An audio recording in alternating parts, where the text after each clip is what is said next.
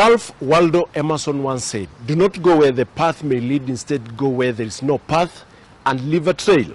This is the startup where we inspire businesses.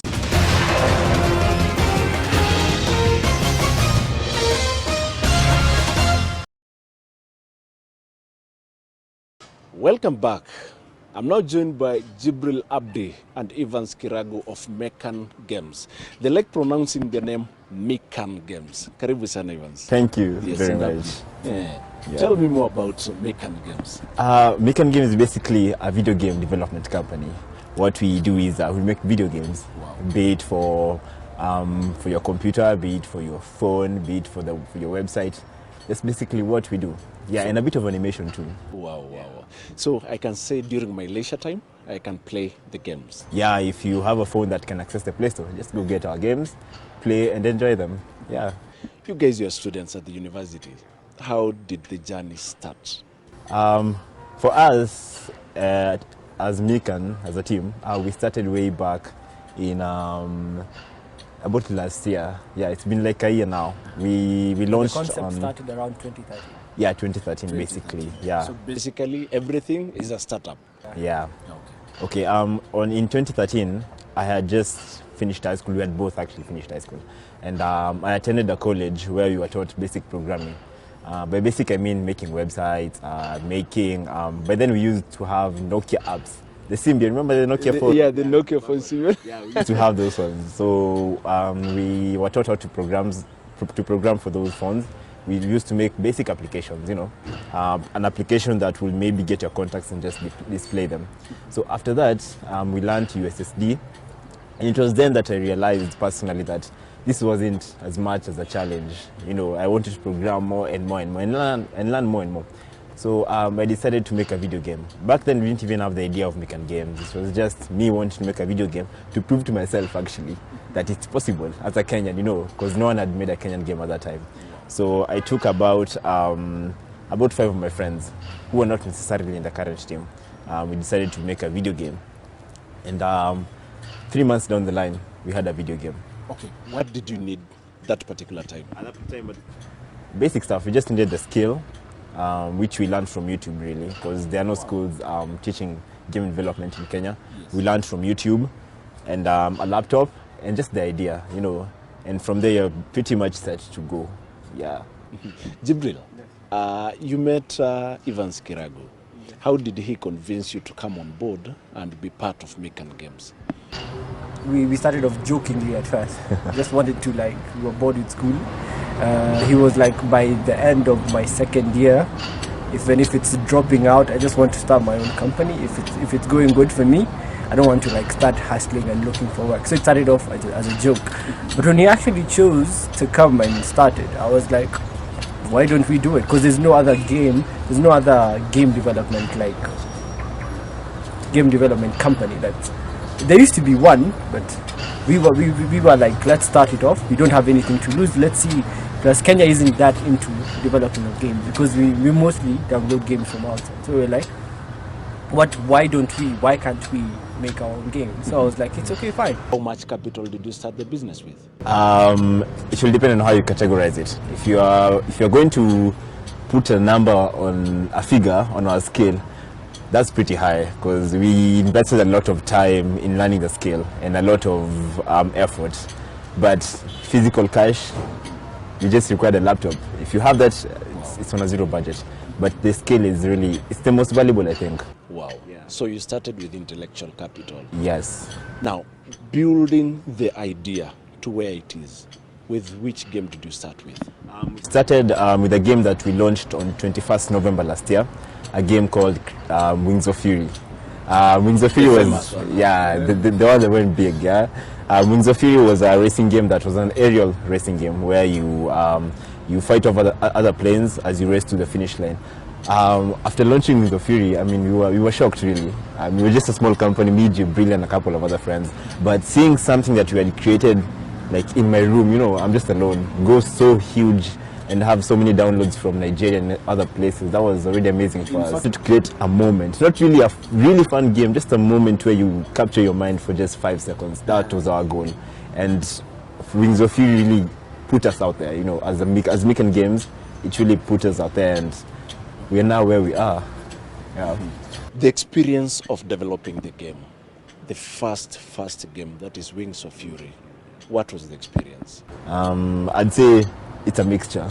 It's a mixture of having so much motivation to make a video game, and at the same time being really confused. You know, you're doing something that hasn't been done before, so your emotions are basically all over. You're like, one morning you're like, I'm going to do this, I'm going to code this game. You wake up fully motivated and you write a couple of lines of code, do a bit of animation. The next day you're like, oh man, why am I really doing this? I mean, this is so much work. Why am I doing it? I should just be in school and just finish my degree, get a job and live life, you know. Now, talking about the numbers, the experience for the first, that is Wings of Fury. Jibril, how many downloads did you guys hit? We didn't expect to hit that much. Honestly, we did not. We didn't even expect to get recognized with people outside the country, like Nigeria and Ireland. We have like 25,000 right now, 25,000 downloads in the game. And we honestly speaking, we were like, at most we're gonna get, if you go really far, 1,000. We're like 1,000. Yeah. But it's we surpassed our expectations, and it goes to prove, even if you have your low days and you're like, we can't do this, you just see the bigger picture and you're like, at the end it's gonna skyrocket and it's gonna be good. Wow. Did you encounter any challenge when you are probably coding the game? We had a really big challenge. We were basically done with the video game. It was ready to be released minus one component, which is key. We didn't have sound. Wow. And so, being as Kenyans as we are, you know, we wanted to promote talent, because you're literally ourselves starting from nothing. So we wanted to get Kenyan artists who are not really that high profile, get their music in the game, and, you know, like promote them in a way. So we went out searching for artists who had done good music and trying to get to incorporate their music videos, their music audios in the game. And now the thing about that is, Kenyans are not so generous as such, you know, because you're starting out with like zero capital, you know. So you're coming to like an artist and telling them, hi, how are you doing? You're good. So you want to put your music in our video game. You're not going to earn that much from it, but you're going to be marketed. And they'll be like, no, they want instant cash. You know. And that was a huge mountain for us to climb. How did you overcome the challenge, by the way? We opted for the easy option. We just went on YouTube and we searched for free and free copyright, the royalty free, and yeah, that's how we got the music for the game. And turns out it was amazing, you know, because we have guys actually complementing the audio bit of the game. For guys who are starting out, they should know that there are problems out there and you're gonna face them. So you have to have a plan B, you know. Yeah. What inspires the coding, the story that you're telling in the particular games? What inspires them? I'll be honest with you and tell you one thing. Creativity. Yeah. Creativity comes from a lot of things. Yeah. Maybe from the things you watch, the things you hear, the things you encounter. Yeah. It might be funny, it might be interesting. So our creativity comes from the books we read, the videos we see on YouTube, the movie storylines. So we try to think along those lines and see what people actually want, like what the market actually would want to download. Yeah. Like if it's a flying game, we're looking at people watch this type of movies. So if we make a game of people flying planes, killing, shooting at each other, it's going to be viable in the market and people would want to download it. Yeah, because to begin with, I'd actually come to you as a potential customer and ask you what type of a game you'd like to play. If you'd like to play a shooting game, that's what I'm going to make. If you want to play just a random game, I'm going to make it based on what you're going to give out your money for. Wow. You know, so that inspires us, because they're actually making a business out of this. That's true. Yeah. That's true. Now, talking of making a business out of this, how do you intend to make money? One way is through selling the game itself through the platforms. Two is by getting advertisements placed inside the game. Yes. Yeah. And just to emphasize on what he has said, just a word to anyone who owns a company or anything. Just enter a matatu. On your way to maybe pick a super highway, enter a matatu, stand at the front, and just look at the people who are on the phone that are like youthful, yeah? Yes. 90% of the guys throughout the journey, they're not looking at billboards or supermarkets, they're on their phones. And so you need to find a way of getting your product from a billboard to the phone. and we are providing that platform. Yeah, for example, let's say I'm making a racing game, yeah, and you are in one car and you're supposed to overtake maybe a container, a truck that's shipping a container. If I'd be able to label that container WTV, see that in-app advertising. Yeah, and that's what guys are going to notice because they're playing that game. They're not looking at billboards really. The generation is changing, you know. Changing. And this is the new form of advertising. This is the future. Advertising is evolving. Evolving. Yeah. Now, a quick one. Do you guys face any competition in this particular industry? Do you have competition? Yeah, there's competition, but locally is not as much because the industry is at like the ground level. We're trying to build it up. It's not yet cracked. Yeah, it's not yet. No one has really made it like a huge breakthrough. No one has really made. But in Africa generally, there are a couple of companies. Nigerians are really good with video games actually. And South Africa. Your current product, what is your current product currently? Right after releasing Zofiri, we're now working on our second very interesting video game. It's a video game called Craving Carrots that's targeting the Android market, iPhone and Windows platforms. Now here's the thing about Craving Carrots. Craving Carrots is a game of its kind. I haven't seen a genre like that anywhere else. So the main idea is there's some carrots which are not normal carrots. They have a certain type of gene that when you eat these carrots, you mutate and you become a really huge person, and you can pretty much take over the world.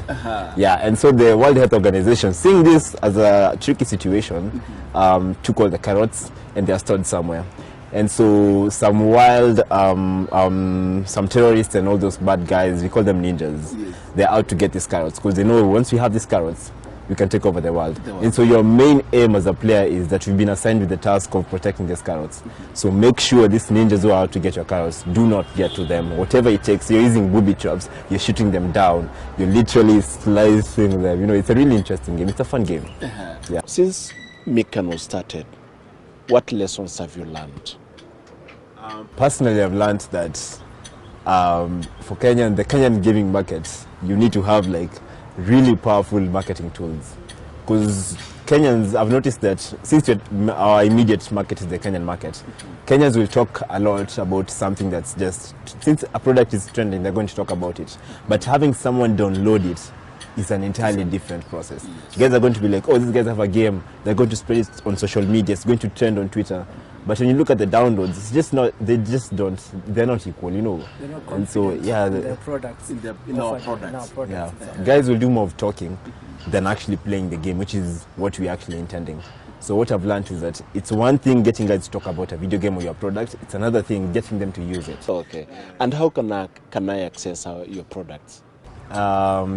It's really simple. On any social media platform, just search for Mekan Games. We have our games on the Play Store, just Mekan Games. Our games will be there. Download them on our website, www.mekangames.com. Twitter, Instagram, and Facebook, Mekan Games. We're there. From there, you can get our numbers, call us. You see how we can work around this. And it's available for all operating systems? Wings of Fury was short of the iPhone platform, but on Windows and Android, you're good. Future plan, where do you see this company? Probably in 2 years, 3 years after school, probably 5 years from now, where do you see Mekan Games? As much as not even seeing, but what we are really working towards is that we want Mekan Games, not, as we speak right now, we're just an independent group of guys working entirely on a project, no financial backup from anyone, but we're open to that.